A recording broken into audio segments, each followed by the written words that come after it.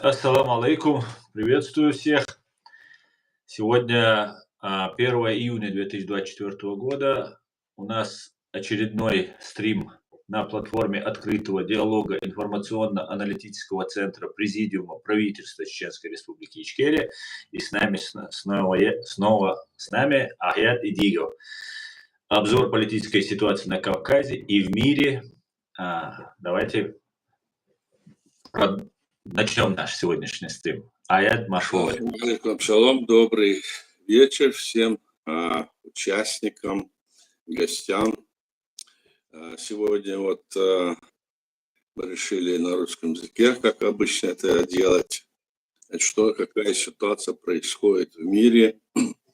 Первое, что я хотел бы сказать, что стало известно, что кандидат в президенты Трамп, он там получил какое-то осуждение от группы судебных заседателей, присяжных, в котором его обвинили в 43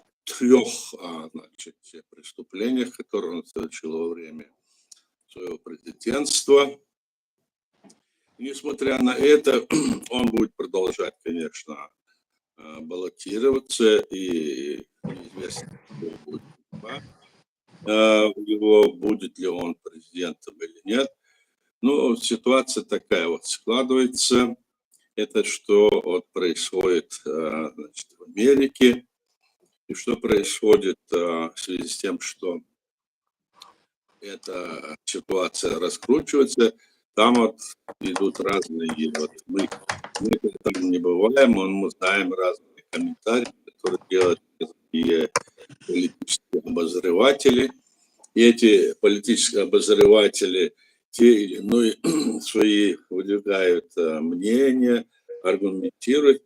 А наша задача тоже, послушав их, имея свой какой-то опыт, свои знания, на основании этого делать свои тоже выводы, как быть нам, что будет, скажем, с Украиной, которая для нас, как зеница ока, в которой мы должны дать победу, чтобы она победила. И российская пропаганда ведь постоянно свою против нашей этой победы общей ведет пропаганду, втаскивает туда разного рода агентов влияния. Здесь много сегодня у нас вопросов, которые мы можем говорить. Это вопросы, потому как в Украине такая ситуация сложилась, как они на Харьков делают нападение, как Байден сейчас дает разрешение то, чтобы они их оружием могли защищать Харьков, вплоть до того, что могут они бить по тем местам, где находится боевое снаряжение, или куда подвоз это бывает, вся снаряжение российское на территории России. То есть как-то меняется сейчас этот нарратив, и все происходит таким образом, что мы можем говорить о том, что напряжение здесь настолько нарастает. В то же время мы видим, что на границе Белоруссии, там Россия и Беларусь пытаются сюда, на запад, втолкнуть беженцев, которые они берут вблизи восточных стран, с Африки, и там происходят разные столкновения, даже убийства есть людей, насколько я понимаю, если нет, но так и идут разные такие информации, идет, говорят, там того убили, того ножом ударили. Даже было сообщение, что там чуть ли не боевые действия начались. В общем, ситуация напряженная, и то, что сейчас делает заявление и президент Зеленский, и делают заявление другие члены правительства, скажем, Украины. И тот вопрос о том, что 14 июля якобы пройдет форум, в котором будет обсуждать вопрос о развале, скажем, России и создании новых независимых государств из состава России. То есть вопросов у нас сегодня много, И поэтому я думаю, что мы могли бы, вот, наверное, многие это читали, смотрели, то, что я говорю, но мы имеем по этому поводу свое мнение. Я коротко скажу, потому что вот делается в Америке, там, видимо, ситуация все же под контролем, потому что там они идут, они понимают, на что идут, и осторожно вот действуют, понимая, чтобы не раскатать дело так, чтобы, значит, уже потеряв всякую надежду, чтобы Россия или власти, которые сидят, путиноиды, они могли бы пойти даже на тот шаг, чтобы, значит, атомную войну развязать. Я в это не верю, конечно, потому что когда дело дойдет до этого, они побегут. И Путин побежит, и другие побежат, и вплоть до того, что они могут даже под Китай могут зонтик себе запросить, то есть под Китай пойти, чтобы Китай их защитил. В общем, напряжение такое, но для нас важно сегодня что? Многие вот говорят, надо думать о том, что вот мало сегодня снабжения военного, оружия мало, денег мало. Да, это так на самом деле, но в то же время мало или много мы должны понимать, что война есть война, и не всегда хватает денег, и не всегда это можно, как говорится, приобрести и делать. Важно дух народа. Если будет дух, а у украинского народа есть дух, у его воинов есть дух, и главное это дух народа. Не сдаваться, ни при каких условиях не сдаваться и не отдавать свои позиции. Нужно, значит, тактические шаги можно делать, отходить, потом уходить. У нас тоже было напал, отошел. Такие вот делал, значит, советы наш президент первый. И это давало успех, и мы часто вот русских так наказывали в 4 агрессиях, которые они совершали, нам это удалось. А затем они начали нас закидывать, как я уже говорил, ракетами, бомбами, стрелять самолетами с Каспийского моря, там, с Волгоградской, других областей закидывать самолеты. То есть уже в 5-й агрессии нам уже не хватило ни ресурсов, тем более, что весь мир нас не защищал, мы были оболганы. То есть информационная война была полностью выиграна, значит, Россией против нашего народа. Весь остальной мир изображал из нас бандитов, террористов, экстремистов, что угодно. То есть даже вот мы знаем с вами, президент Клинтон говорил, решите вопрос малой крови, давал даже деньги на решение этого вопроса, чеченского вопроса. То есть можно сказать, что если мы тогда бы нам удалось преодолеть вот информационную войну, то, может быть, все бы изменилось. Но вопрос был в том, что Россия была огромная страна, и в которой остальной Запад вот хотел там расположить свои ресурсы, там заработать, ну, понимаете, о чем идет. Думали, что она станет демократической страной. На самом деле это не случилось. И сегодня то, что происходит, тоже вот эти ошибки идут и далее. Российская агентура работала у нас в Чеченской республике, Ичкерия, продолжала работать, подала. Потом она появилась уже здесь после того, как, значит, они напали на Грузию, потом напали на Украину, Молдову, мы видим в Беларуси. Везде вот эта ситуация, и это предпосылки для того, чтобы где-то что-то говорит о том, что Россия что-то может или что-то делает, это делается за счет этих агентов влияния. Сегодня мы видим, как в самой Украине действует эта агентура влияния. Мы, конечно, понимаем, мы говорим о тех людях, которых мы знаем, которые у нас в Чеченской республике работали против нас, выступали за то, чтобы, значит, наша территория стала частью России, хотя наша страна была образована, я подчеркиваю, это еще до создания Российской Федерации России. Мы не подписывали никаких документов о вхождении в состав новой России. Более того, эта новая Россия начала образовываться только с 31 марта 1992 года, подписав федеративный договор. И эти республики, которые подписали такой договор, значит, были незаконно. Эти подписи сделаны незаконно, была образована эта страна. Потом дальше мы будем об этом говорить в свете тех вот событий, которые 14 июня собирается организовать, кажется, в Литве.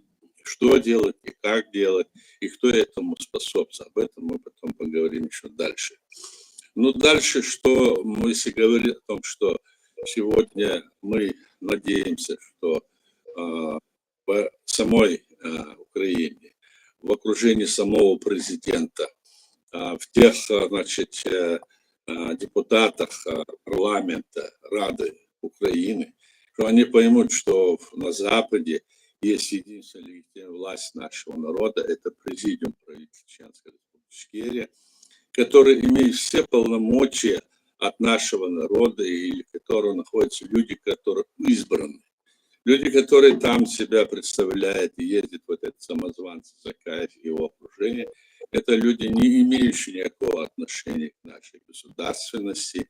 Они еще, начиная с 2002 года, первого года, уже на Западе проявили свою вот эту суть, полностью скрыли.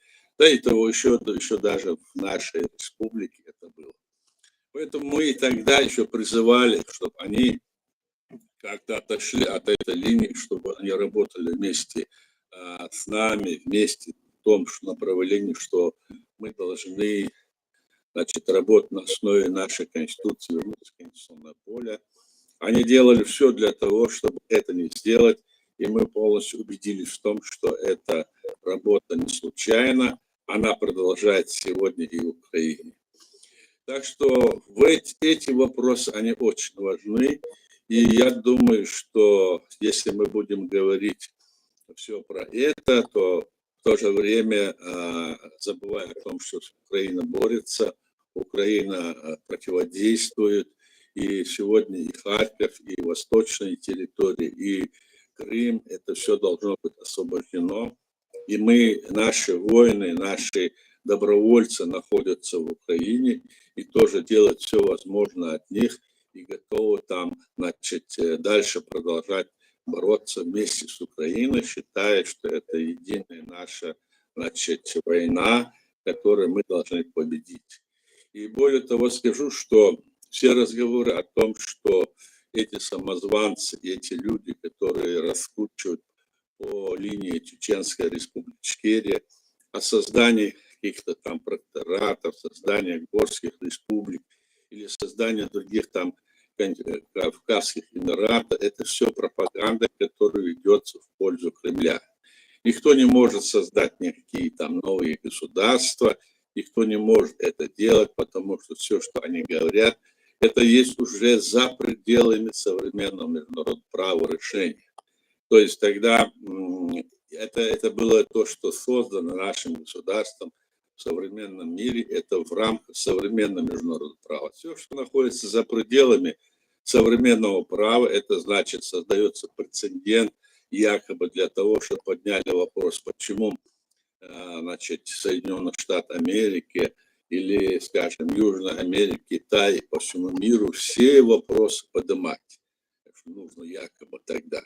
Этого не будет, потому что нельзя их поднимать, это не подъемный пласт, поэтому после Второй мировой войны был принят современное международное право, которое с нашей точки зрения, конечно, имеет свои недостатки, как и в любом живом деле, и оно должно как-то совершенствоваться, об этом многие говорят.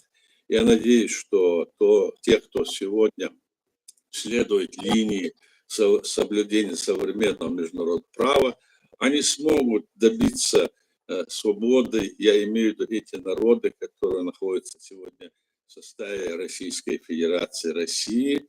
Вообще-то надо говорить Российская Федерация, и все. Россия это получается как масло масляное.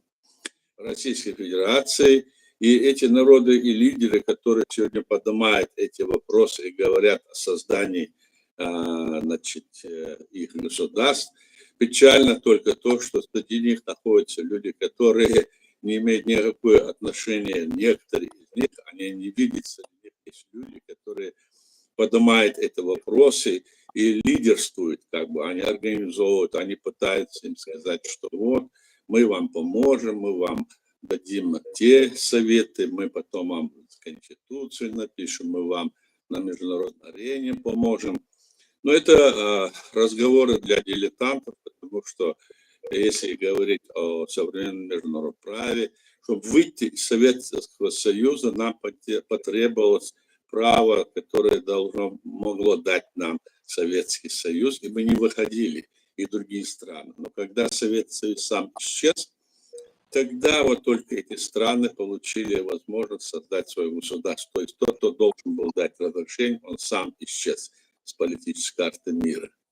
А сегодня, находясь в составе Российской Федерации, России, эти вот народы, которые желают освободиться, они думают, вот, если будут слушать этих знатоков, потому что они там что-то сделают, и что потом можно будет это сделать в соответствии с международным правом. В международном праве есть принцип права народа на самоопределение любого народа, но в конечном итоге это разрешение должен дать им, значит, власть, должна дать власть той страны, в которой они находятся.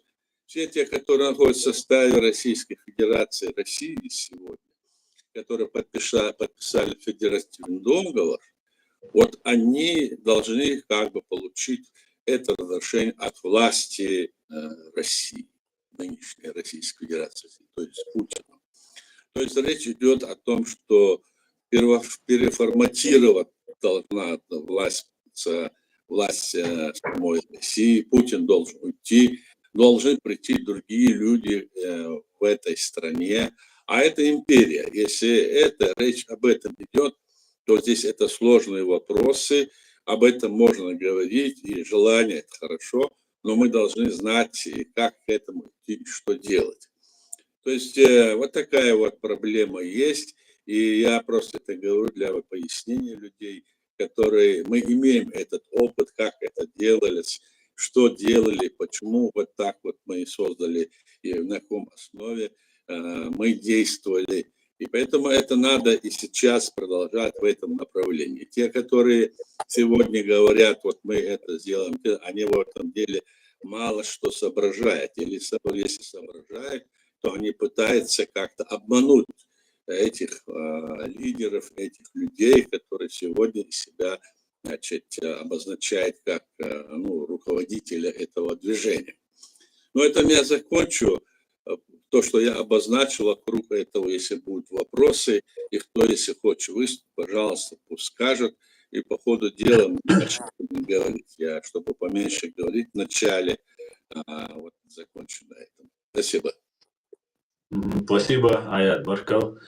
Аят, здесь есть вопрос, но я бы хотел, вот пока не отошли от темы, задать вопрос. Вот вы сейчас упомянули по поводу самозванцев, которые там есть. Вчера раньше это Twitter называлась, социальная сеть, сейчас она называется X. Евродепутат Анна Фатыга выложила фотографию племянницы Ахмеда Закаева, как говорят, племянница из Канады, Асет Саб ее имя, и которая представляется выдуманной на должности замминистра Чеченской Республики Ичкерия, министра иностранных дел Чеченской Республики Ичкерия. И она была на фоне российского оккупационного флага, который они нам, как бы сказать, подарили, убив 30% нашего населения. И по этому поводу я писал, переводил там на разные языки, еще люди подключились, тоже писали. Вот что вы думаете по этому поводу? Вы много говорите об этом. Не получается ли, вот сейчас я свой вопрос попробую сформулировать, не получается ли это так, что Запад, как и Россия, которая не хочет отвечать за преступления, которые совершила в отношении чеченского народа, пытается вот каким-то образом заигрывать с этой ситуацией и представить нас частью России, чтобы сказать, что мы сепаратисты, и все преступления, которые против нас совершены, они совершены, так сказать, на законных, на легитимных основаниях. Что вы думаете по этому поводу? Ну, я так скажу, что Запад еще начиная с 91 года, значит, обозначил и считал, что Чеченская республика теперь есть часть России. И мы, Чеченская республика, чеченский народ, создав свое государство в рамках современного права, над этим работали по всему миру, действовали в каких только странах мы не бывали, и говорили о том, что это так. Нас понимали, нас слушали, значит, воспринимали положительно, когда мы показывали наши документы, показывали нашу конституцию. Это воспринималось очень положительно в многих странах, вот балтийских странах, в Польше, ну, скажем, и других странах. Грузия признала нас, там еще другие некоторые страны нас признавали. Но вопрос в том, что этому всему параллельно или в пику этому работает именно вот эта вот агентура, вот эти агенты влияния, вот, о котором ты сейчас сказал. Они там, или я не знаю этих людей, не встречался, они не имеют никакого права, и эти самозванцы не имеют возможности говорить с точки зрения, если право не имеет права говорить от нашего государства. У них нет этих полномочий. Они лишились этих полномочий с тех пор, когда они объявили себя незаконной властью в 2007 году, а до этого, еще будучи во власти, они в следующий раз ряд очень таких преступлений против нашего государства, принимая разные документы о том, что мы являемся частью России в рамках тех законов, которые есть в Российской Федерации России, а не в рамках международного права, а не в рамках нашей Конституции. Поэтому мы здесь на Западе и здесь где-нибудь, скажем, в нашей стране, где бы мы ни были, мы должны объединиться для того, чтобы вот эту ложь искоренить, опровергнуть ее. Над этим мы работаем. Мы в этом плане, значит, очень много документов обоснованно изложили. Мы разоблачили те их действия, все они разоблачаются. Однако, и, к сожалению, и в Украине, и в других странах до сих пор с этими людьми возятся. И, видимо, мы в этом рассматриваем, я в этом рассматриваю, что до сих пор не пришло, как говорится, понимание того, что нужно этот вопрос решать. Если она есть демократия и есть это та, скажем, линия соблюдения международного права в той или другой стране, они должны все же тяготиться к этому и смотреть, что, допустим, что Чеченская республика, к примеру, или Грузия, или, скажем, Молдова и другие, что они создали свое государство в рамках международного права. Правда, только наше государство, они как-то пытаются скинуть в объятия этой России. И сегодня, когда вот ты говоришь об этом, мы встречались, я встречался и в Европарламенте, и в этом, в Варшаве, когда у них День независимости был, мы были там, видели с этой, значит, уважаемой Анной Фатыгель. Да, мы говорили с ней, так что я думал, что было бы там все понятно, но для нас это удивительно, что теперь они оказались в кругу тех, значит, людей, которые потворствуют России.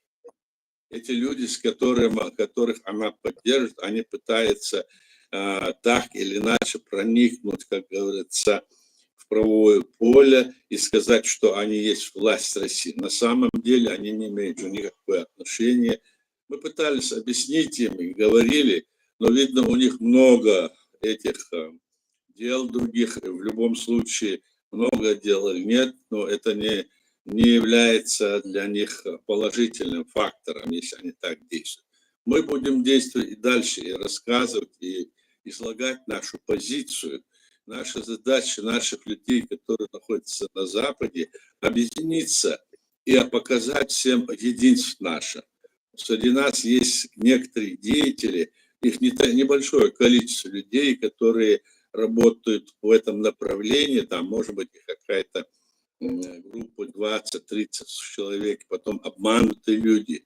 Есть и другого уклона, там, религиозные, которые говорят о создании, значит, религиозного государства, там, переходя сегодня одно говорит, завтра другое говорит, но мы знаем, мы им тоже говорили, остановитесь и давайте действовать в рамках нашего государства и объединимся. Но, как я понимаю, за ними стоят или, значит, какие-то амбиции непомерные, или, значит, они на кого-то там, кому-то эту линию отрабатывают. Поэтому мы должны понимать, все наши граждане, наша молодежь должна понимать, мы не должны поддаваться этому, потому что наш народ принял свое решение на своем общенациональном съезде, это традиционный референдум нашего народа, затем были приняты все остальные документы, и дальше мы сегодня боремся. Мы 4-5 раз агрессию против нас было, мир знает, кто есть такой, значит, кто есть такая Чеченская республика Ичкерия, знает, что мы боремся, и наша позиция – это позиция современного международного права. Наше государство суверенное, независимое и демократическое правовое государство. Мы обращаемся ко всем европейским, значит, политикам, европейским странам от имени нашего народа, от имени президиума правительства, единицы легитимной власти, не дайте, значит, сойти еще раз на это незаконное, значит, действие этим самозванцам. Разберитесь в этом деле, и тогда наши люди тоже, которые здесь ходят на Западе, перестали верить некоторые, и поэтому постоянно нам подсовывают, а там на Запад с нами нам не поможет, нам не сделать никакую поддержку, мы должны обратиться в исламский мир, говорили раньше.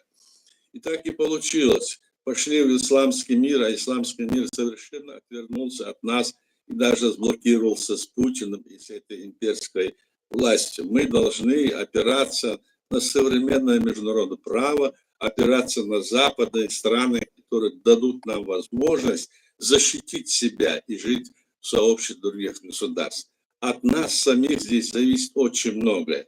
Но в то же время, когда мы видим вот то, что ты говоришь, и вот им потворствует, этим людям потворствует, это, конечно, это только говорит о том, что те силы, которые борются против нас, которые хотят нас столкнуть в болото, они еще существуют. Поэтому мы должны быть очень внимательны. Я обращаюсь и к Ане Фатиге, разберитесь, пожалуйста, с этим вопросом.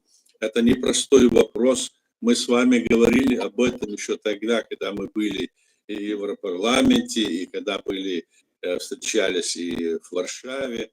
Эти вопросы должны быть четко и ясно определены. Я так думаю. Вот такой мой ответ тебе, Слава. Баркалая. Еще, знаешь, очень странная такая ситуация получается. Незаконно, не имея никакого основания, они отказывают нам, Запад отказывает нам в признании нас, при всем при этом принимает нас здесь как беженцев. Огромная благодарность за это. И в итоге получается, сейчас, когда уже конфронтация, о чем Джагар говорил, вы говорили все, Абдурахман Тарханов говорил, что возрождается новая советско-фашистского типа новая Третья империя русская.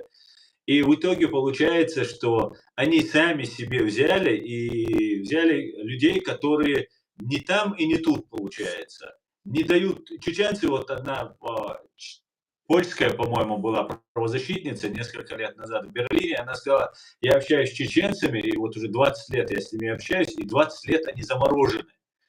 Они находятся на той стадии, как когда выехали оттуда, что у них есть государство, что они должны освободиться, там, свободу получить и так далее. И никто не меняет своей позиции, вот, кто стоит на этих позициях. И несмотря на это, видимо, Запад ждет, что мы все-таки смиримся, скажем, ну ладно, хорошо, тогда вы нас убивали правильно, согласны быть холопами, которыми 400 лет мы не были согласны быть. И вот теперь мы согласны. Это такая вопиющая несправедливость, которую мне очень трудно в голове уместить у себя. Как это так возможно? Она говорит, что русские борются с империализмом, поднимает русский империализм, она пишет в этой своей колонке, и одновременно выставляет флаг, имперский флаг, символ геноцида чеченского народа и, конечно же, так называемые Да, там стоит флаг, за их спиной стоит флаг марионеток. То есть якобы мы часть России. То есть получается, эти люди, которые стоят за этим флагом, за этим гербом, мы об этом много раз говорили, я уже повторяюсь, но это ясно, это так. Да, мы должны сами в этом вопросе, вот сейчас вот мы говорим, рассказываем это, ни в коем случае мы не должны допустить вот этих отхождений от той основы, которая у нас есть.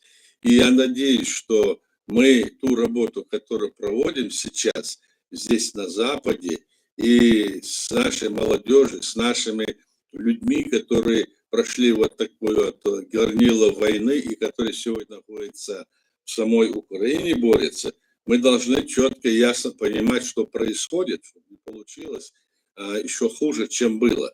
Поэтому над этим мы работаем. И то, что ты говоришь, это, конечно, так и есть. Я здесь поддерживаю тебя в этом вопросе. Конечно, нельзя, и это трудно воспринимать, но должны понимать мы, что не просто так все. Мы создали свое государство, оно существует, оно оккупировано, но сейчас вот такая вот ситуация, когда мы должны ее освободить. Многие наши люди, допустим, особенно эти марионетки, особенно, нет, не марионетки, эти агенты влияния, они всегда вбрасывают идею о том, что о национальном освободительном движении чеченского народа. Национальное освободительное движение чеченского народа было еще до 90-го года, и мы тогда создали свое государство. То есть мы должны говорить только о деоккупации территории нашего государства, которая имеет все свои атрибуты и столько вот перенесла, и наш народ уже это сделал. Это нужно сейчас новым республикам, новым народам, которые хотят создать свое государство, они должны пройти этот путь, иначе это не воспринимается в мире как создание государства или как желание этого народа создать. Мы это сделали. Да, это много ошибок совершаемых, но за эти годы мы уже прошли такой опыт, имеем и знаем, очень многое знаем, что есть и как надо действовать дальше. Да, трудно, нам трудно. У нас территория, значит, небольшая, у нас малочисленный народ, если брать все другими народами, максимум 2-3 миллиона человек. Однако это не означает, что мы должны жить в рабстве и под империей российской. Мы не собираемся это делать, и наш народ это четко и ясно заявил во всей вот последней своей истории. Я так думаю. Баркал, просто если нас признавать Россией, то ну, это вопиющее такое состояние. Нет, это возмущаешься, это, можно сказать, это все возмущаются. Сейчас мы должны как-то свободнее это все раскладывать, рассказывать нашим людям, что это есть. И наши друзья, которые есть в мире, и те страны, которые, народы, которые есть в бывшем Советском Союзе, которые вышли, мы должны в этом вопросе объединиться. Я думаю, что это будет обязательно, и мы сможем это сделать. Да, мула, да, мула. Ювадоль. Догдика мгрда, цена, да, мула. Так, тут Эд писал сейчас вопросы, чуть я сейчас вернусь, найду их. Так, вопрос Аслану и Аяду. Когда будет еще стрим с Гарри Табах? Ну, этот вопрос уже несколько раз задается. Я уже отвечал в прошлый раз на него. Тогда, когда он захочет, и когда они скажут об этом, я готов говорить с ними. Все, отлично. Вопрос Аяду. Вы бы хотели бы, чтобы независимая Ичкерия развивалась примерно так же, как демократический Израиль, и даже бывшие чиновники, проштрафившиеся, наказываются неизбежно даже спустя годы в Израиле? Те преступления, которые совершены против народа, они не имеют давности, они без срока давности, так? И здесь уже суд будет решать. Конечно, не то, что хотели бы. У нас это четко и ясно прописано в нашей Конституции. Так что здесь это не я хотел бы, а это хочет наш народ. и это будет так, и должно быть, и так было, и так продолжится. То, что мы в этой даже ситуации ведем эту борьбу, такую активную борьбу, и делаем все для того, чтобы, значит, определенно показать, какой путь мы прошли, и определенно, значит, Украина сейчас, которая признала нашу территорию оккупированной, и геноцид, который она осудила. Это очень важно для нас. Для нас важны вот эти контакты, которые будут у нас с украинской стороной. Мы надеемся, что это будет. Да, конечно, мы хотели и хотим, и я в том числе, чтобы было так. Но у каждого народа есть свой характер, свой менталитет, своя история. Оно не может повторяться один к одному, я хочу сказать вот в продолжение.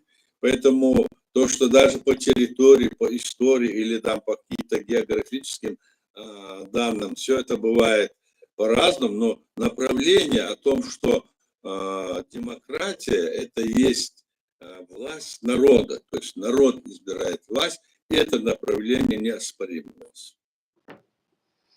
Баркал Баркалаев. Друзья, я еще раз напоминаю, пишите ваши комментарии, если вы находитесь в фашистской России или во временно оккупированной Чеченской Республике Ичкерия, пишите комментарии, задавайте вопросы, в чате я зачитаю, либо же можете в Телеграме зайти и сами непосредственно задать вопросы и высказать какое-то мнение. Иса, ты включал микрофон, ты хотел что сказать? Алейкум салам.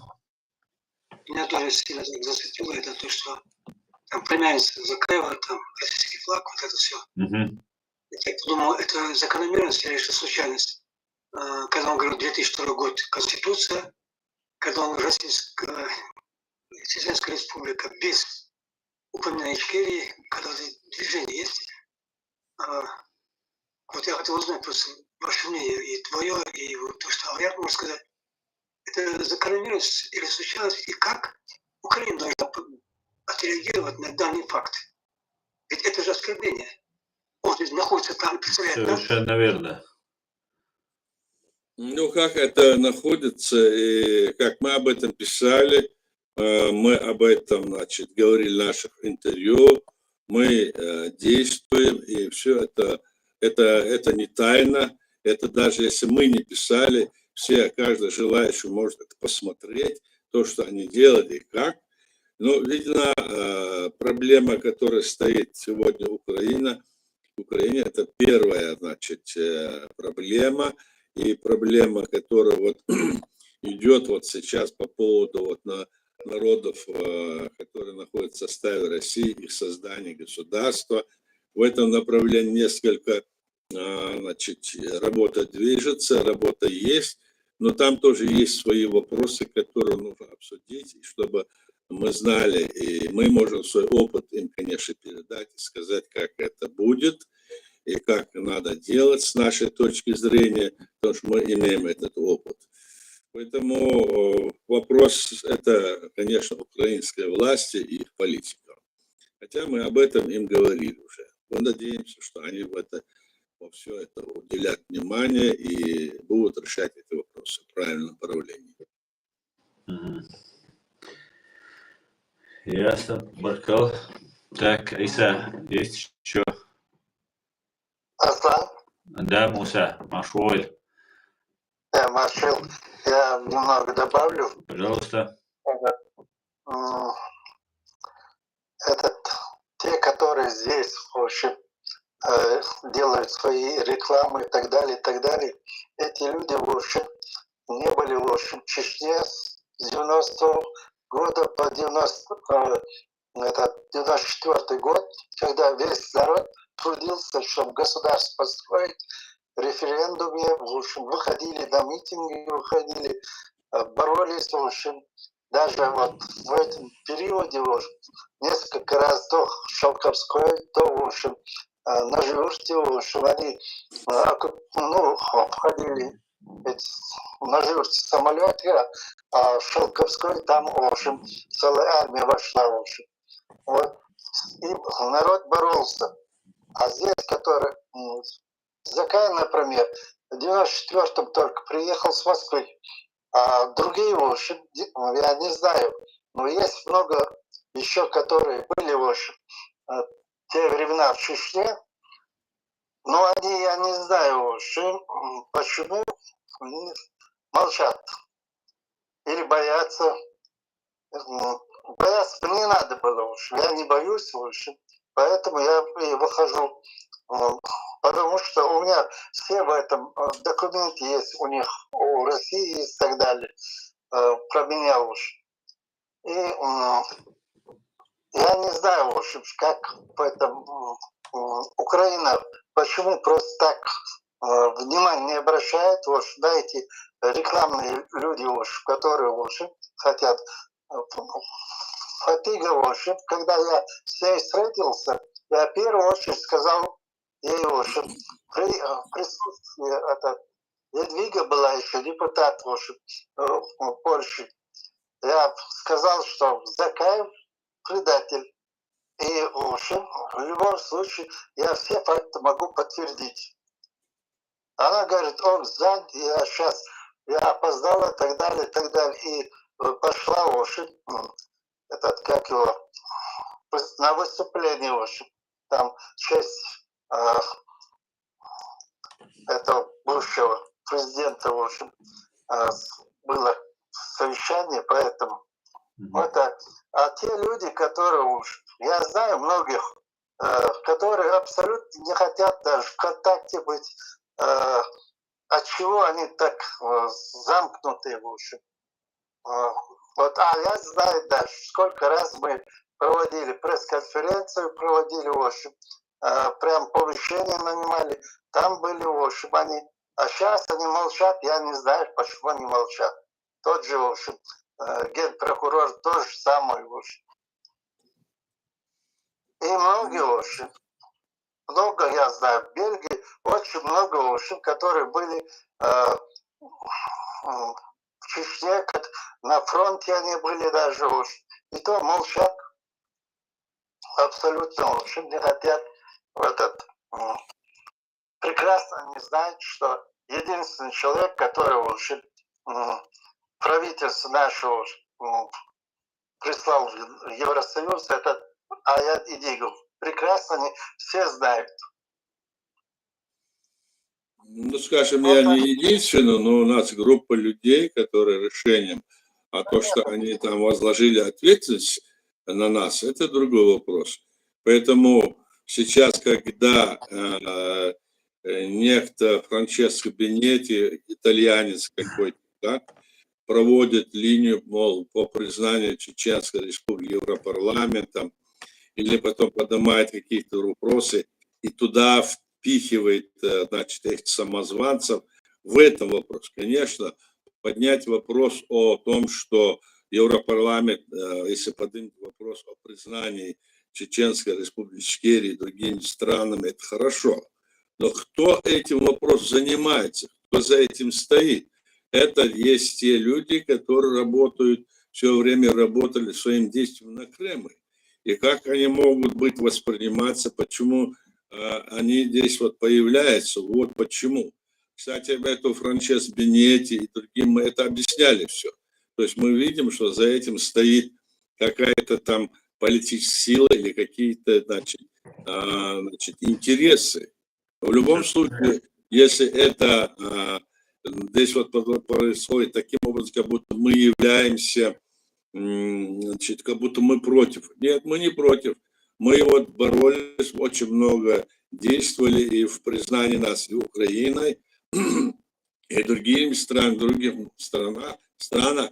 Но когда эту линию, которую мы ведем от имени нашего государства, туда, значит, вытягивают вперед и ставят самозванцев, которые не имеют отношения к нашему государству, которые не имеют полномочий от нашего народа. Это наводит на те мысли, которые, значит, очень и очень, значит, уныние бросает простого человека в любой, особенно и чеченцев. Мы рассказываем, что это не так. И надеюсь, что это просто до них не доходит это, потому что, как говорится, Наш вопрос для них это, может быть, 10-й вопрос, у них свои вопросы.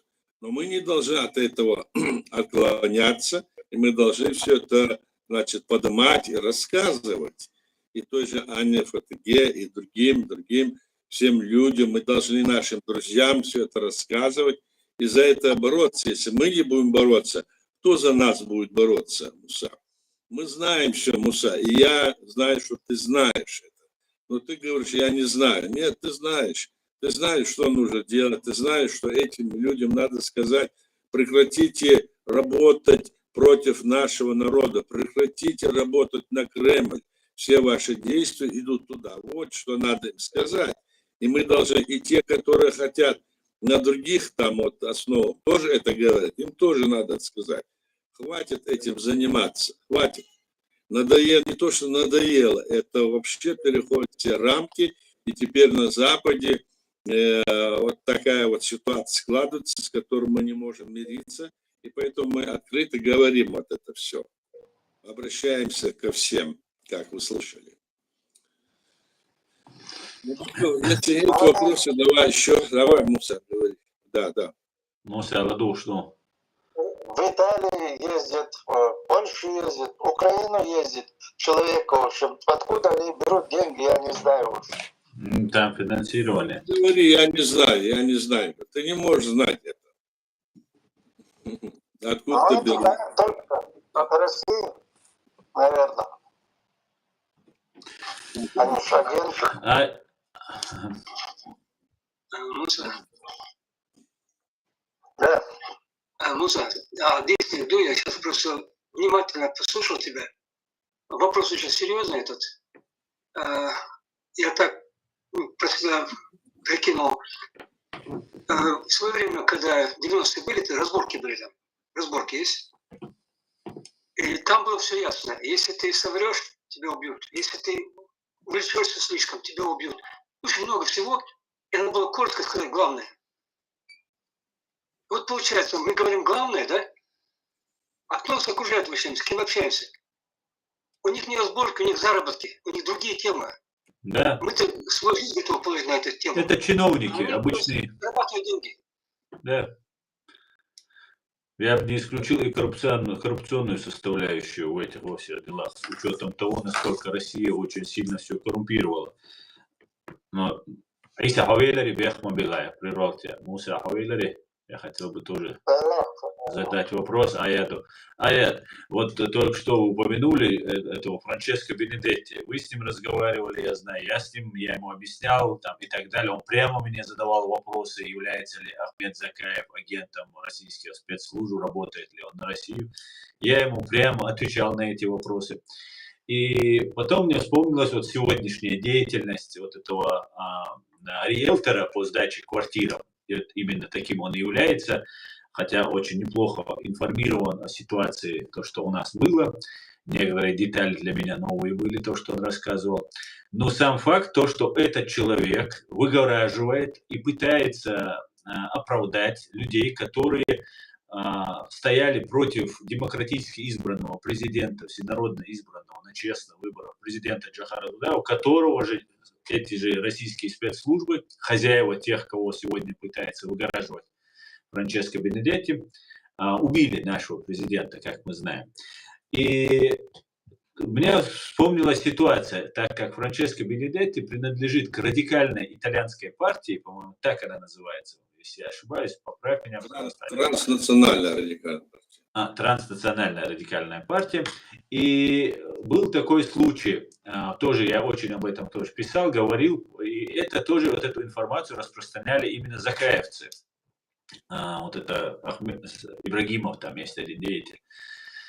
И они рассказывали о том, что был итальянский, бельгийский депутат, евродепутат, который голодал, там, 3-10, и геноцид 23 февраля 1944 года. Европарламент вынес резолюцию, которая, конечно, никого ни к чему не обязывает, но говорит о том, что это был акт геноцида.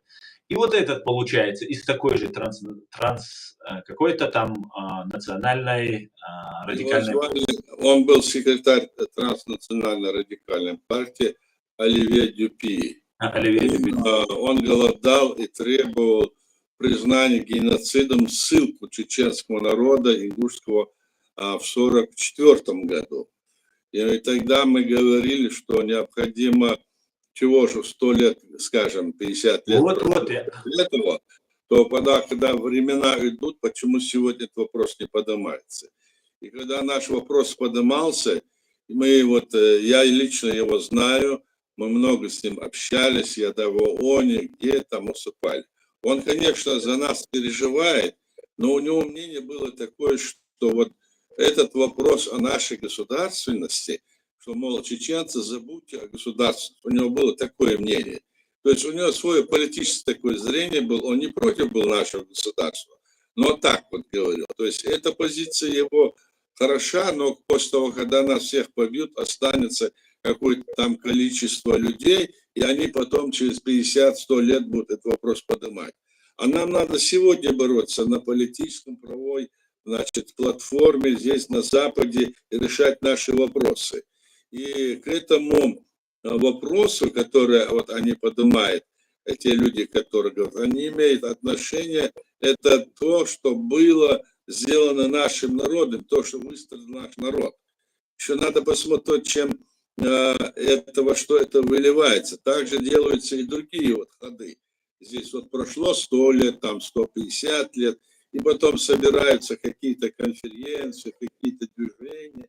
Про то говорят. Ну что про то говорят? А сегодня идет убийство нашего народа, сегодня идет вот этот геноцид, а они про это, чтобы промолчать, про то говорят. Да, Этих надо знать, вот правильно ты вопрос поднимаешь.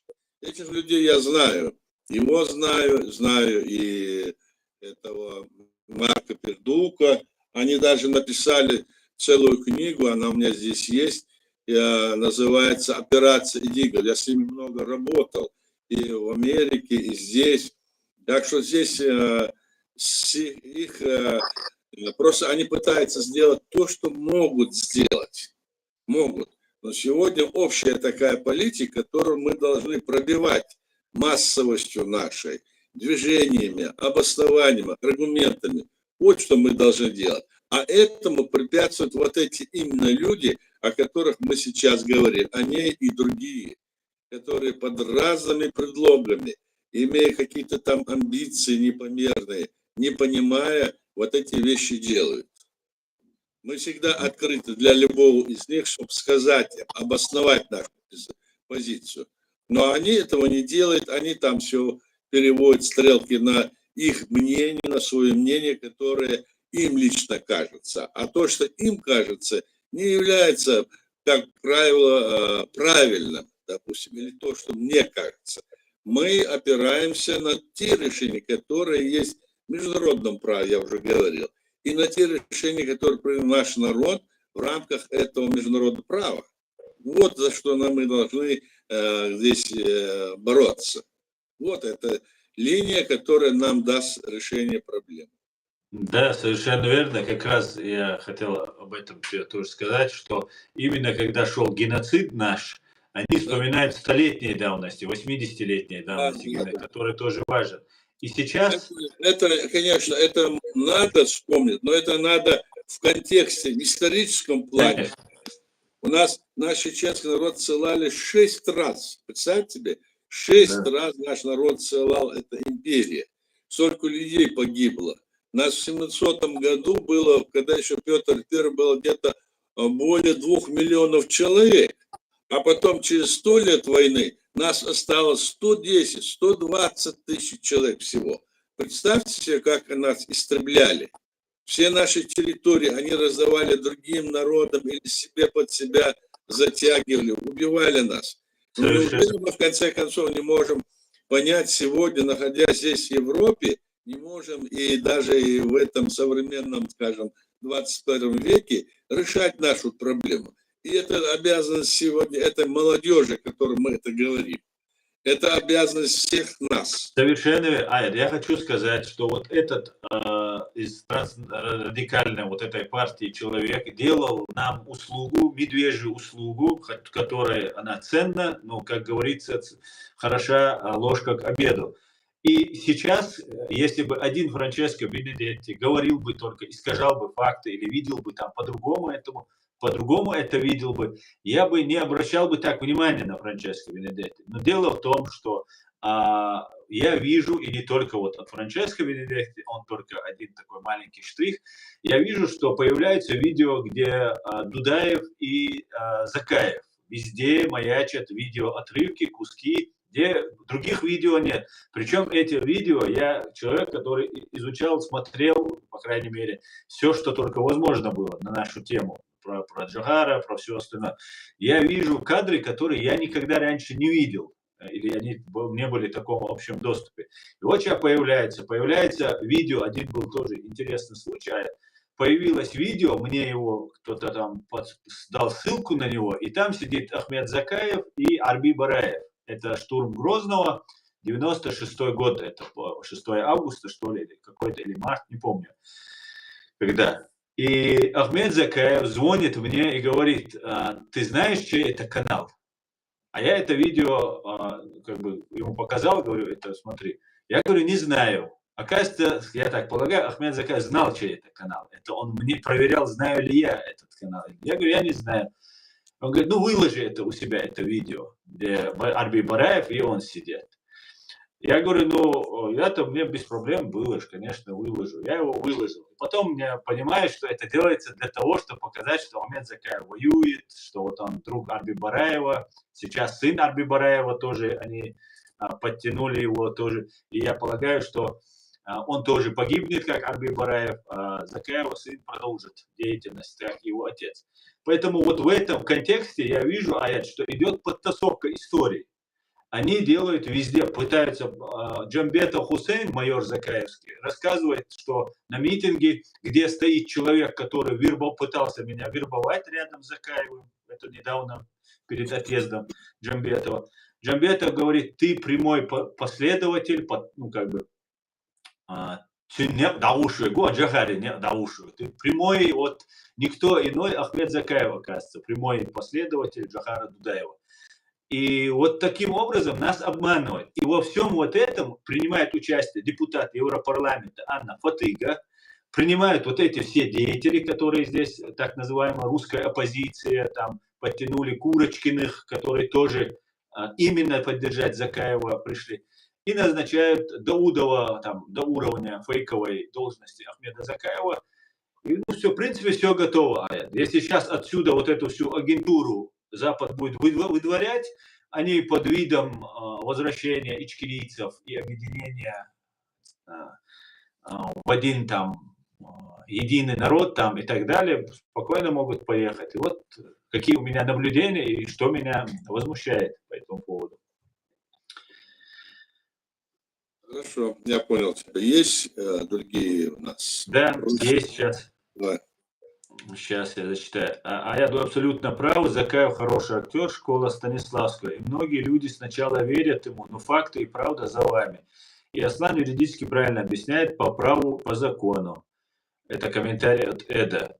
Также, здесь есть комментарий, это, я так полагаю, пророссийский чеченец. И тоже я его зачитаю. Почему вы говорите за весь чеченский народ, Аят? Он спрашивает. Кто вам дал такое право? Вы у кого-нибудь спрашивали разрешение? Я говорю за чеченский народ, потому что я был избран чеченским народом. Я был председателем первого парламента, чтобы ты знал. Так? И наш народ избрал путь, который обозначил, как он будет дальше жить. За чеченский народ мы не говорим. Мы говорим, мы имеем право, как легитимная власть, говорить от имени чеченского народа, власть, которая избрана сегодня, пусть она в усеченной форме, на Западе находится орган нашей власти, это президиум правительства Чеченской Республики Ичкерия. Другой ветви власти нет, которая могла бы говорить от имени чеченского народа.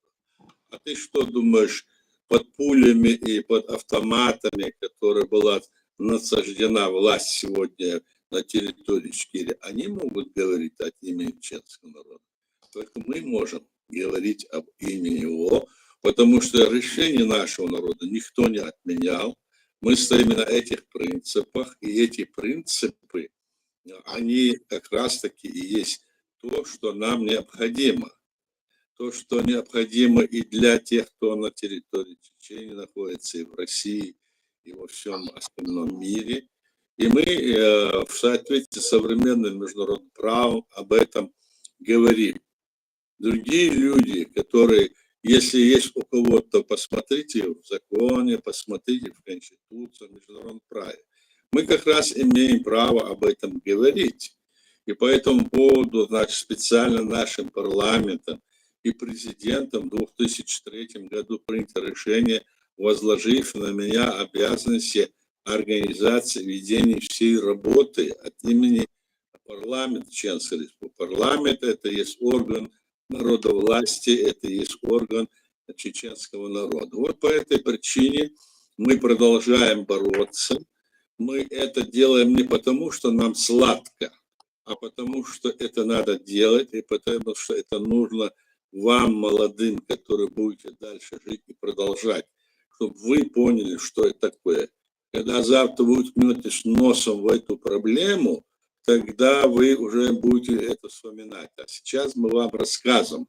Мы это говорим не потому, что мы хотим эту власть захватить, а потому что мы хотим, что эта власть, та, которая создана, она была воссоздана, освобождена наша территория, и чтобы наш народ в перспективе избирал сам свою власть и жил в сообществе других народов и стран мира на Кавказе и в остальном мире. Вот поэтому я об этом говорю, чтобы знал. Как его зовут? Где же он тут был? Ну, ладно, не надо, понятно. Мой и другие ответ, да. Гиббонс его зовут. Ну, пускай японец, пускай. Но он наверное, он и не чеченец. Так, вот это вопрос, Аят. Как вы думаете, Грузия отстоит свою демократию или уйдет под фашистскую Российскую Федерацию? Что я могу сказать? Они борются. Молодежь Украины, то есть в Грузии вышла, и там ситуация настолько напряженная, что даже может быть чуть ли не гражданская война.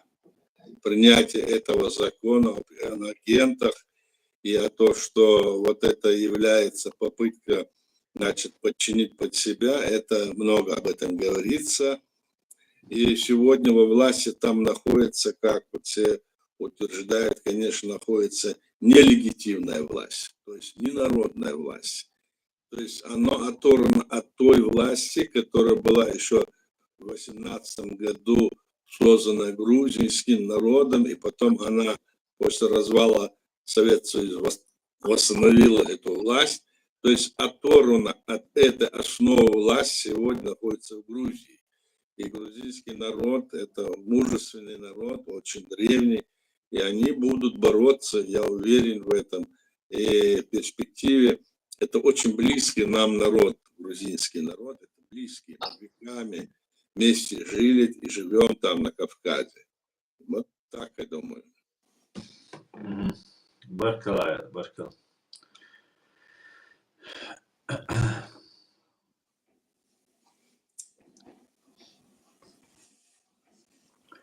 Так, друзья, пишите комментарии и принимайте участие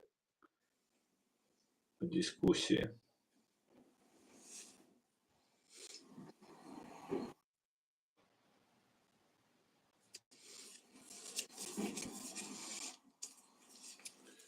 Если нет вопросов, я хотел бы сказать вот несколько слов того, что происходит сегодня. Вот мы очень переживаем за ту ситуацию, которая есть в Украине со всех сторон, как мы понимаем, значит, есть критика от этих диктаторских режимов в основном, так, и они пытаются так или иначе сделать так, чтобы, значит, демократические принципы, они были, значит, свергнуты, и чтобы пришла диктатура в мире. Но для того, чтобы вот эти вопросы решать, я думаю, что в Украине тоже должен быть вот дан какой-то такой внутренний анализ, вот, как-нибудь анализ всего, что происходит в Украине. как эта ситуация. Там много об этом говорится, много критики и самой власти, и критики военных, и в то же время, значит, по-разному мы разговариваем с разными людьми здесь, и с украинцами, и с другими поляками, со всеми мы разговариваем, да, и видно, что там есть эта проблема, они сами, вот народ просто сам чувствует, что там происходит, и, конечно, это было и во всех странах, когда войны шли, и у нас это было, и сейчас даже продолжается, но какая-то вот должна быть, видимо, вот какой-то дать нужно, они, наверное, я так слышал, они пытаются из этой, как говорится, ситуации выйти, и надо сказать, что при том, что вот так вот тяжело сейчас, так, в Украине, это не значит, что эти агенты влияния, эти, значит, российские агенты и те, которые перешли на сторону русских, что они победили. Это совершенно не значит. Если бы они победили, ситуация была бы, конечно, совершенно другой. Нет, сегодня народная власть и народ Украины превалирует, его сила превалирует, его действия под это, они должны подстраиваться, и Украина медленным, так скажем, но твердым шагами идет в этом направлении. Я говорю свое мнение по этому поводу. И думаю, что здесь на Западе тоже, о котором мы говорим, о западных деятелях, и то те же депутаты Европарламента, их тоже, значит, не будем сейчас мы им вешать какие-то там сильные обвинения. Мы надеемся, что они все это поймут, все вот это изменит свое отношение, потому что они же не знают, что происходит у нас внутри. Мы тоже в этом должны принять участие. Вот наша работа сейчас, которую мы идем, тоже в этом направлении разъяснения. Есть документы, есть все есть. Но тяжело это вот идет. В самой Украине такая ситуация. В Польше очень тяжелая ситуация, наверное, вы знаете, да? И в балтийских странах. И везде вот это все происходит. Это потому, что со всех сторон вот Кремль, там вот эта империя давится своей ядерной дубинкой, пугает и пытается захватить все те территории, которые были на постсоветском пространстве, даже там историческую Россию хотят они захватить. То есть этим людям, у них нет не вот, которые сидят во власти России, у них нет ни совести, ни морали, ни нравственности. Они могут пойти на любые, как говорится, действия во имя того, чтобы быть во власти. Но когда коснется их этой шкуры своей, тогда они себя по-другому ведут. Мы это видели. И я думаю, что в конечном итоге внутренняя вот эта вот вся вот эта так называемая кавычка оппозиция в Украине, она будет повержена. Украина обязательно победит, и к этому идет и движется к этому. Это же произойдет и в Польше, и в других странах Запада, и Франция, и Англия, и сейчас, естественно, Америка. Они так это без внимания не оставят. Я вот наблюдаю за этим. Но нам, чеченцам, нашей власти, людям, нам надо быть, как говорится, в струе. А не говорить, что они нам не помогут, что они другие, сякие. Не надо вот эти песни раскручивать здесь. Мы в реальной ситуации находимся в жизни, в современной жизни, и должны своим детям, своим потомкам открыть этот путь. И вот эти разговоры, которые нам вот навешивают, якобы потому что это диктаторских режимах, там, арабских или мусульманских, или христианских где-то, или Китай, что это там, мол, лучше. Нет, у нас своя история, своя цивилизация, и эта цивилизация опирается именно на свободу человека, на равенство и на избрание власти нашим народом, а не кем-то, кто нам его навяжет.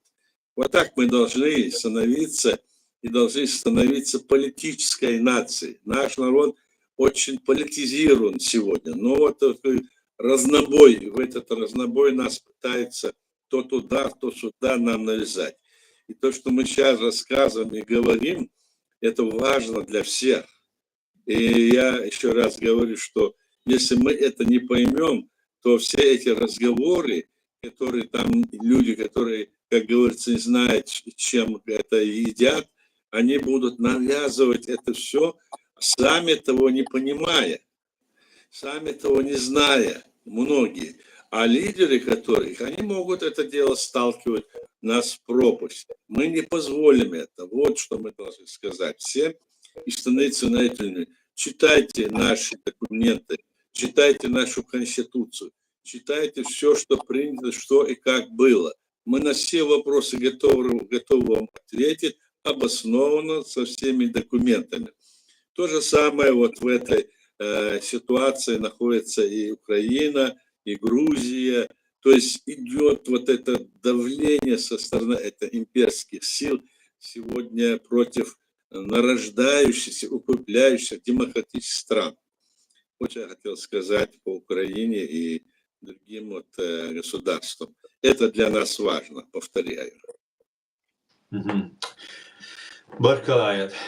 Эд пишет комментарий вам, Аят, это уже не вопрос. И очень интересный комментарий. Аят, я почему-то уверен, что Ичкерия будет деоккупирована. И я хочу у вас попросить поспособствовать мне без визы въезд и выезд из Ичкерии. На пенсию хочу приезжать в Ичкерию. Баркал. Когда мы Эду дадим возможность стать гражданином нашей республики, вот тогда он может и приезжать, и уезжать, и жить там. Это мы ему сделаем, надо освободить нашу территорию. На это мы и нацелены. Кстати, у нас нет почетного консула в США. Ну и посмотрим, что у нас, как это все в перспективе делается. Да, Эд, в любом случае, я тебе свою визу отдам, если больше не будет. Свой паспорт, точнее. Будем меняться. Мы с тобой похожи, в принципе, немножко. Будем одним паспортом ездить. Так, Сибириан Вольф говорит, китайцы притесняют уйгуров. Почему молчат мусульмане? Ну, это почему молчат? Мы еще скажем миру мир, как мусульмане не молчат. У мусульман нет сегодня объединяющей такой силы. Есть организация исламских государств, вот хорошо напомню. В 2001 которая нам отказала, да? Да, в 2002 году это все исламские государства. Я в организации Объединенных Наций встречался с этим президентом. Его звали Мунир. Он был из Пакистана. И я говорил ему, что у нас вот такая ситуация, что наш народ в такой бедственном военном положении, нам нужна помощь. И что он мне сказал? Он мне говорит, мы не можем вам помочь. У нас своих проблем хватает. Вот это организация исламских государств. А вот они, посмотрите, вот исламские государства и страны, которые есть на Ближнем Востоке, в Африке, везде, они должны объединиться над какой-то там линией. Но в связи с тем, что они все диктаторские страны, они не могут объединиться, понимаете?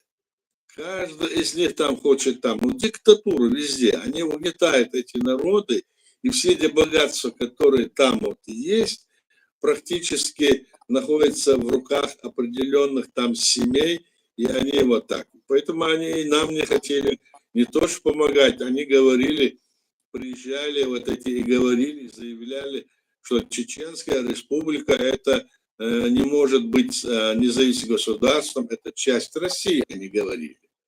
Вот поэтому они ничего не могут сделать. Они враждуют еще между собой. Вот что происходит. Да. И российские, в России проживающие мусульмане тоже игнорируют откровенно. Все говорят о чем угодно, кроме уйгуров, потому что их ущемляют Китай. А Китай – это хозяин Путина и КГБ, и России. Новый хозяин. Понятно, что... А что, мусульмане в России, они что? Вот посмотрите, сколько мечетей в Москве.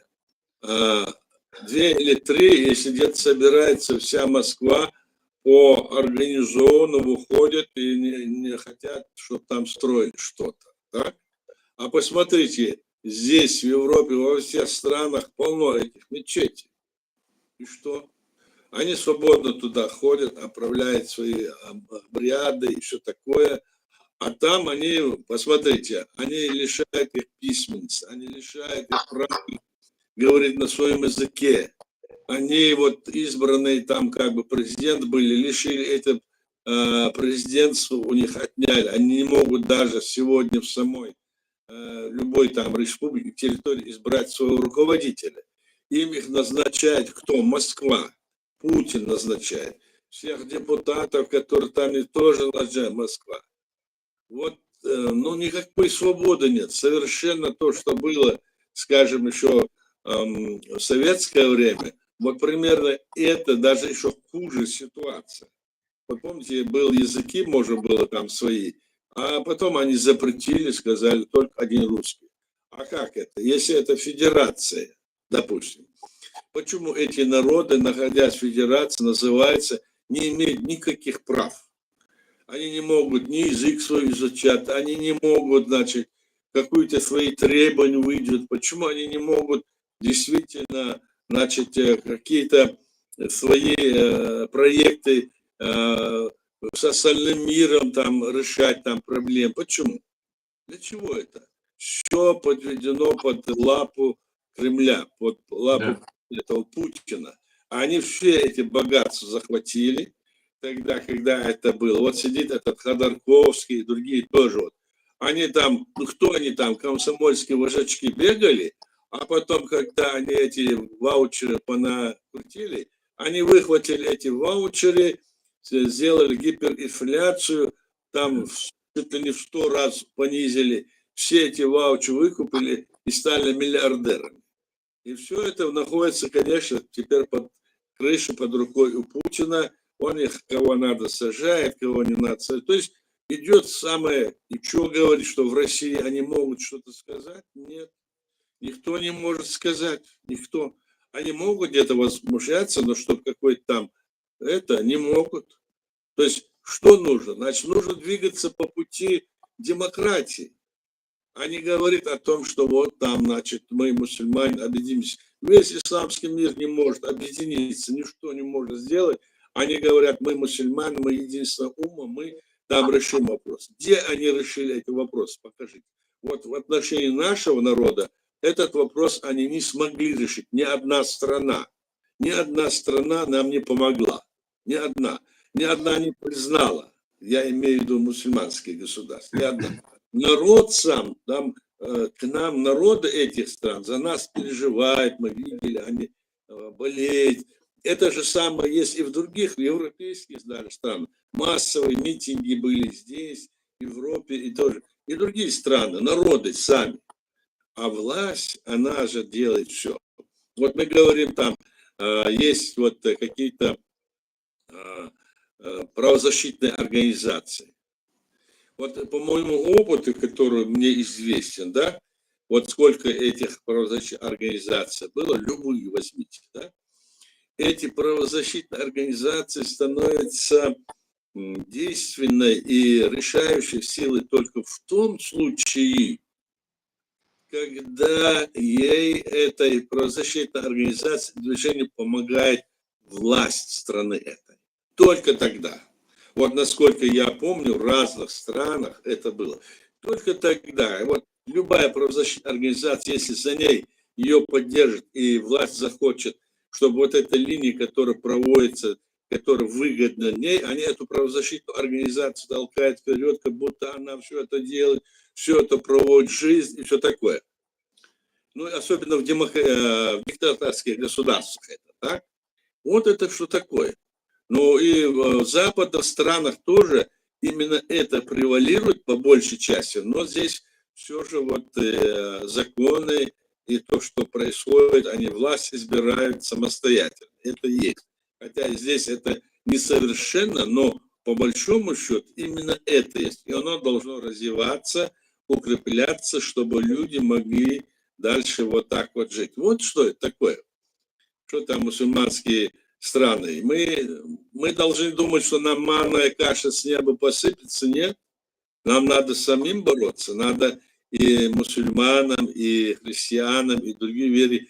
Просто люди, которые не избирают власть в своей стране самостоятельно, они фактически обречены, пока не изменят эту власть.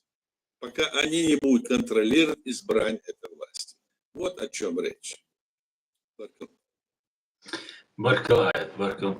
Шамсад спрашивает, Аят, какая была необходимость делать поправки в нашу конституцию, когда кругом была послевоенная разруха, голод, холод? Неужели больше проблем не было у нас? И что дали эти поправки? Эти поправки дали то, что надо было в тот момент нашему народу и нашей ситуации. У нас прошел и Конгресс чеченского народа, у нас и парламент заседал, и нас прошло три, это уже была 4-я война. Вот эти поправки внесли изменения, особенно это конституционный закон, который был принят, вот он был очень важен, вот 3 февраля 1997 года. Вот это был очень важно. А остальное изменений практически особо не было, потому что все оставалось в рамках статьи 1. Чеченская республика – это суверенное и независимое демократическое правовое государство. Вот в этом ключе все заключено, и все должно быть в это вписываться. Вот поэтому. Баркалая.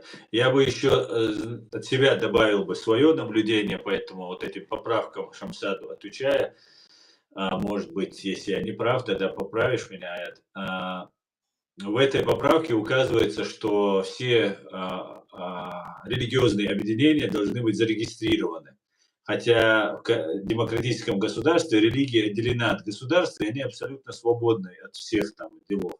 Но так как у нас была агентура в основном, и вся молодежь, которая была оболванена этой пропагандой, а это избиратели, как мы знаем, у нас это на самом деле демократия была, на самом деле честно избирались депутаты, президент, в отличие от фашистской России или временно оккупированной Чеченской республики Ичкерия.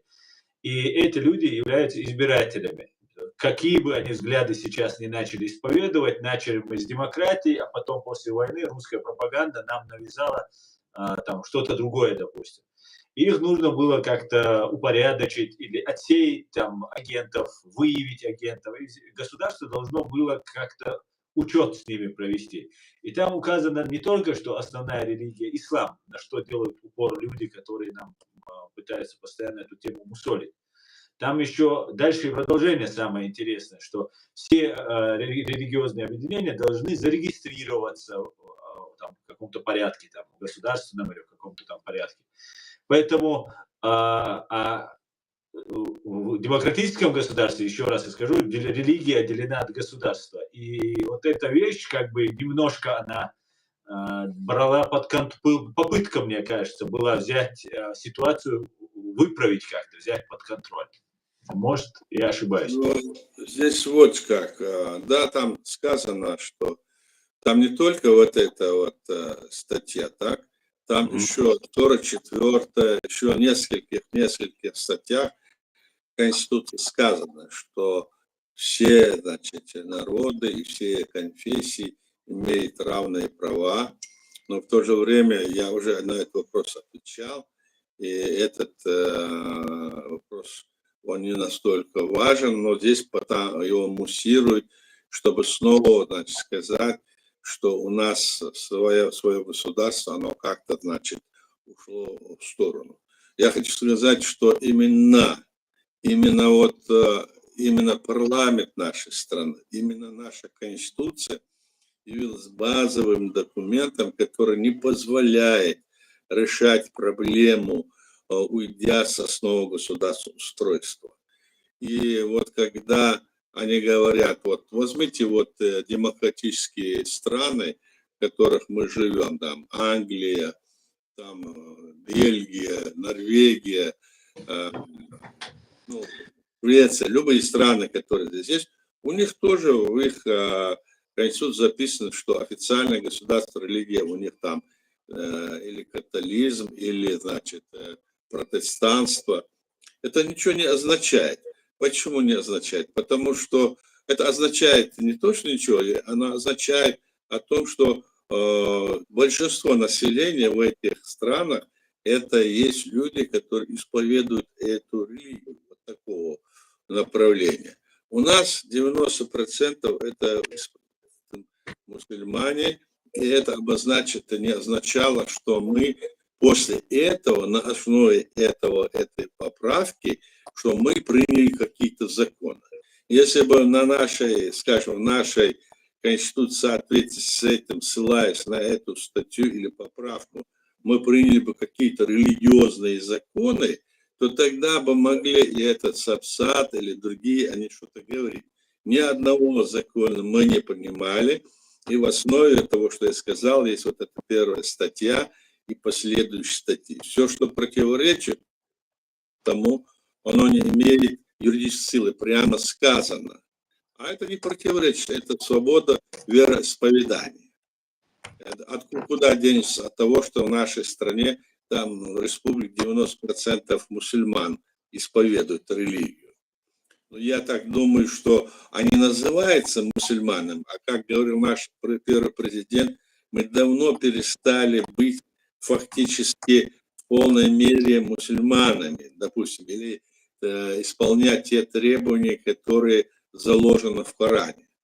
Если мы сейчас примем, допустим, мусульманскую религию, то нам придется чуть ли не каждому второму руку отрубать ноги или камнями закидывать. Такое мы не можем допустить. Это мы обсуждали. Чего постоянно вот мусолят эти разговоры, эти люди. Я знаю, кто эти разговоры ведет. Хватит вам этим заниматься. Переходите на основу нашей Конституции. И давайте вместе работать, если вы хотите. Чтобы ваша работа не клеилась, как бы вы ни думали, что она льет воду, как говорится, на мельницу Кремля, чтобы не было. Нам всем надо от этого уходить. И я думаю, что это вот так. Ну так и есть, собственно говоря. Так, Баркал. Сейчас я хочу понять, где я остановился, чтобы.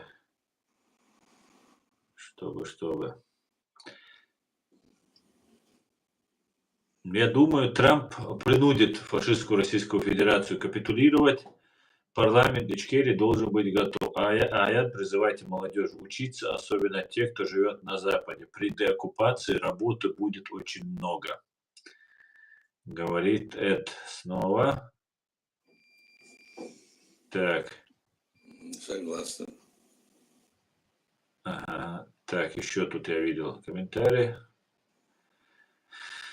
Просто так, они пишут здесь много чепухи.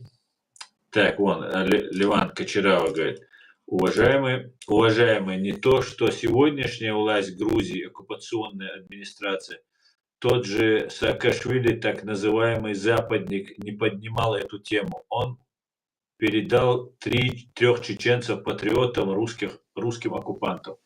Да, Ливан, я думал, это вопрос, да, это было... И или все трое были убиты сразу же, чтобы заморать и Саакашвили, и чечено-грузинские отношения. Много кто делал. Украина выдавала. Во время войны, вот этой войны, до начала широкомасштабной войны, Украина выдала Тимура Тунгоева. Да, Германия выдавала Хусейна Гадамаули. Германия выдавала, Франция выдавала. Там многие наших людей выдавали, это ясно. Совершенно в то время были, мы считаем, что их не надо было выдавать, а надо было судить, если они что-то проявили на местах. на местах. А выдавать фашистской этой империи, это значит отдавать на гибель. То есть они делают это. Да, если они преступны, да.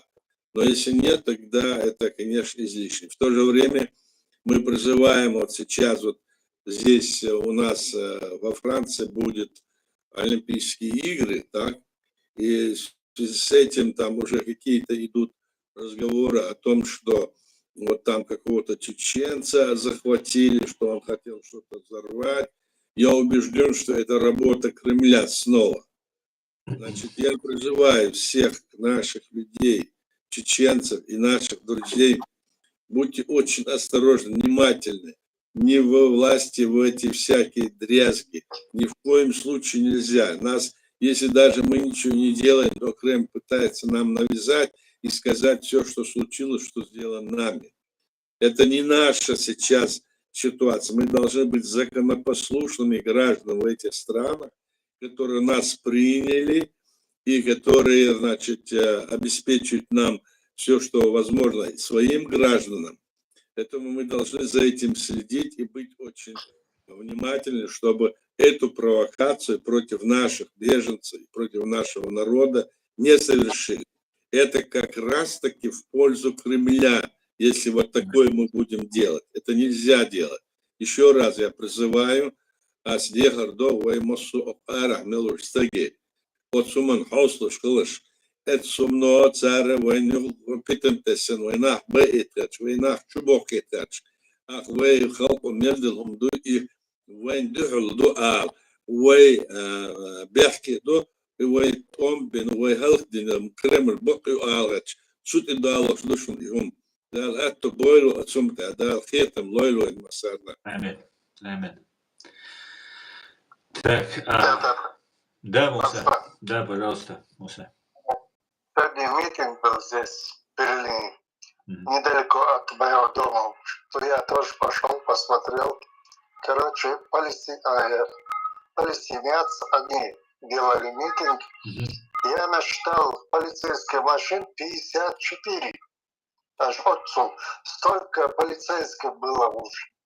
Здесь вокруг, как пятачок. Кто делал митинг? Чеченский митинг? Не чеченский, про палестинский там митинг. Палестинский? Палестинский. Да.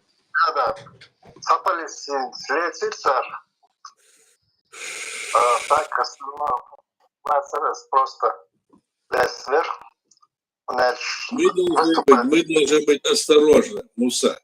Мы и наши люди, все, что касаться будет, вот это надо не только нам, всем надо быть, находясь, это Запад принял наших людей здесь и делать все, что от него возможно на уровне там,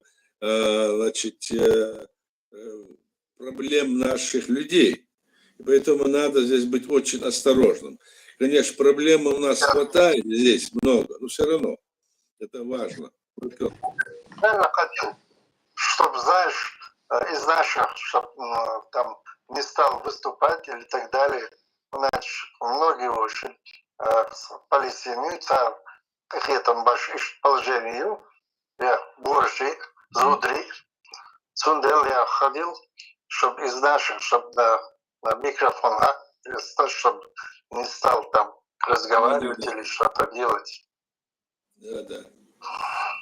Контроль.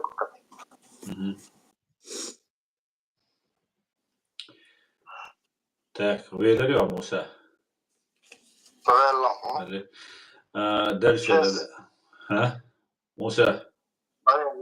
Сейчас митинг, наверное. Окей. Хорошо. Мы дальше продолжим тогда наши комментарии. Так, Эд пишет: Асан, как ты думаешь, почему многие из свободной фашистской Российской Федерации скупают недвижимость в Южной Америке, Аргентине, Чили? История повторяется, как с нацистами Германии, но чеченский Моссад их и там найдет. Я так думаю, говорит Эд. Есть, да, такая информация, Эд, что скупают в Южной Латинской Америке? Ну, отлично, пусть скупают. Вот здесь, да, вот по поводу вот то, что они вот сказать это надо по поводу того, что они обвиняют Ходорковского во всех грехах, и закается какая-то прокуратура, которой фактически нет, и людей, которые нет, как говорят. Видимо, и нет, он все время обозначил какую-то фамилию, под это вот все крутят они. А вот они говорят, что вот он признался там, и что он сказал, что он там то-то сделал, и то-то сделал, и Ходорковского надо судить. Да, его судить надо, но вы-то кто? Вы что? Вы кто? Вы судьи, что ли? А судьи кто спрашивает? Вы, что ли, будете судить? Нет, это не ваше дело. Это будет судить его международный суд, это будет судить чеченский суд, если будет там и другие суды. Это не ваше дело, и вам сюда лезть не надо. Конечно, то, что там какой-то там снова этот Франческо Бенетти там поднимает эти вопросы, и, значит, о том, что это делать, это мы, то есть они как бы, значит, вперед нас, нашей ситуации кричат и хотят из этого изобразить, что они занимаются нашим вопросом. Вы нашим вопросом не занимаетесь, вы не можете заниматься. Ни Франческо Бенетти, ни Закаев, ни ваше окружение не имеет никакого отношения к этому вопросу. Хотя это вопрос, который необходимо поднять. Другое дело, что меня здесь интересует, почему они не объявили вот такой-то уголовный там суд против Кадырова или там сидящих этих и других, так? Почему против Путина они это не сделали? Почему они это не сделали против ряда других? А вот сегодня они пиарятся. Знаете? Не надо пиариться на нашем деле, мы и так знаем, кто вы. У нас есть и у вас ваши документы, которые вы принимали, в которых вы говорите, кто вы. Там все четко, ясно прописано, что вы работаете на Кремль. Не лезьте в это дело, уйдите с этого поля или вернитесь в конституционное поле. И давайте помогать. Вот, пусть люди знают, что мы вам говорим, хватит этим заниматься. Вы не имеете этого отношения, вы столько натворили. Если вы перейдете вновь на конституционное поле и будете помогать легитимной власти и нашему народу решать этот вопрос, это может быть как-то смягчить вам наказание в будущем. Только это. Я об этом хотел сказать. Совершенно верно. Да, Муса? Нет, просто поддержу. Ага, окей. Так, Ливан Кочерява, вопрос уважаемому Аяду. Как видно, Россия хочет остаться на Кавказе навсегда. Выходя из важности этого региона, это не опасно для Запада? Вопрос это был. Можно ли ожидать перемен в политике Запада? Да, кажется, что перемены сейчас грядут. Вот тот вопрос, который, да, Байден, они до сих пор говорили, что нельзя бить их оружием по России, так? Они теперь сказал, вот Байден вот заявил, хотя официально такого решения нет, но, в общем, идет везде, и он заявил, что если, допустим, вот они бьют по Харькову, да, то все, что обеспечивает удары по Харькову, по российской там армии или этим бандитами, то все их тылы и все на территории России можно бить. То есть это есть как раз поворотный момент и изменения. Вот я думаю, что это как раз таки есть именно вот то направление, которое сейчас вот происходит. А там посмотрим дальше. Угу. Так, сейчас я.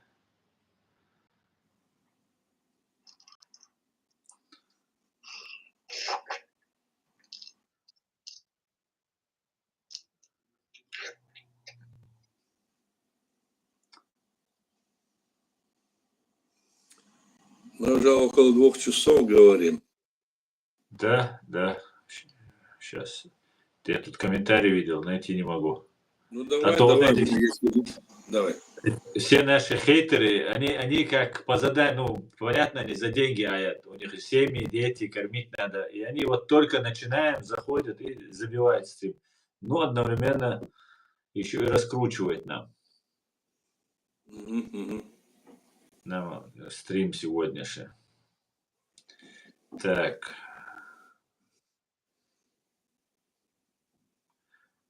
Правда, говорит Аслан, тебя надо в свинине похоронить. Такие извращенцы эти, русисты, даже над трупами издеваются.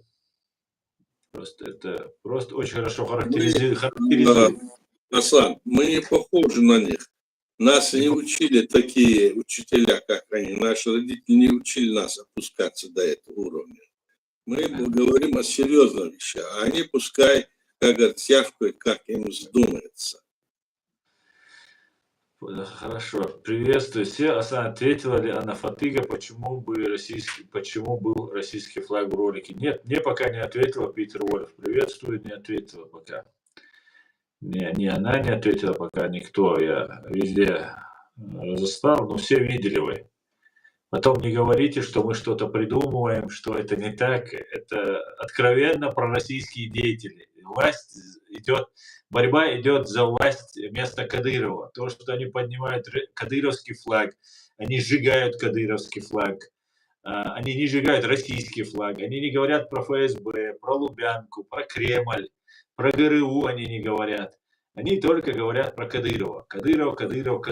И вот это их задача сместить Кадырова, забрать у него эти миллиарды, которые тот наворовал, и снова, вот как Кадыров, править, снова тиранию устроить, нас обманывать и так далее, чтобы не было выбора и воли чеченского народа. Вот что они хотят.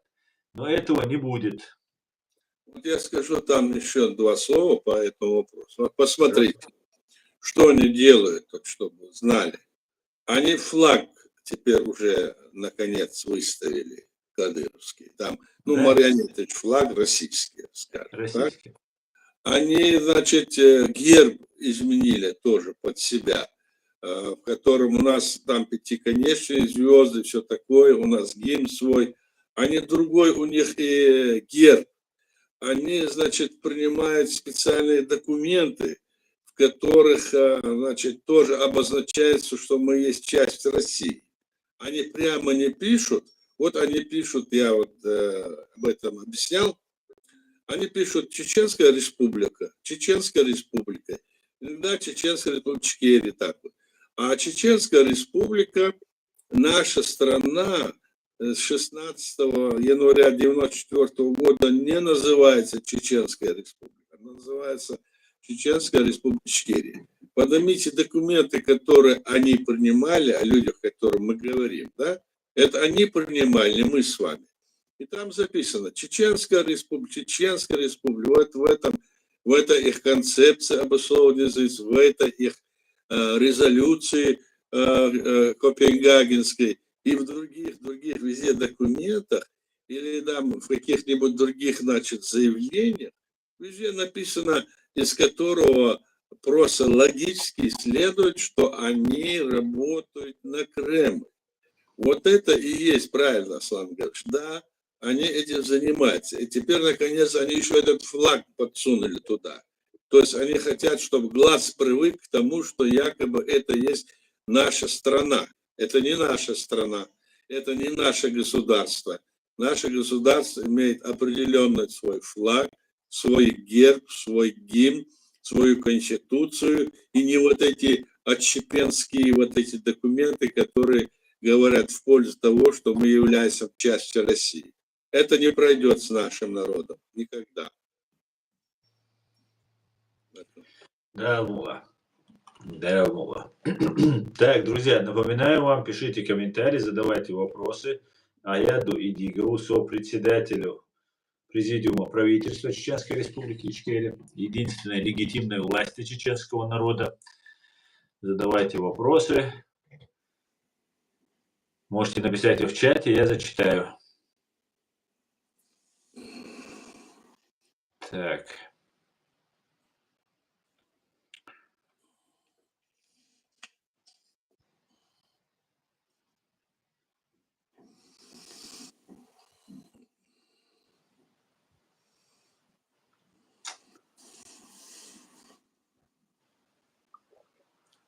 Алсан, Да, Муса.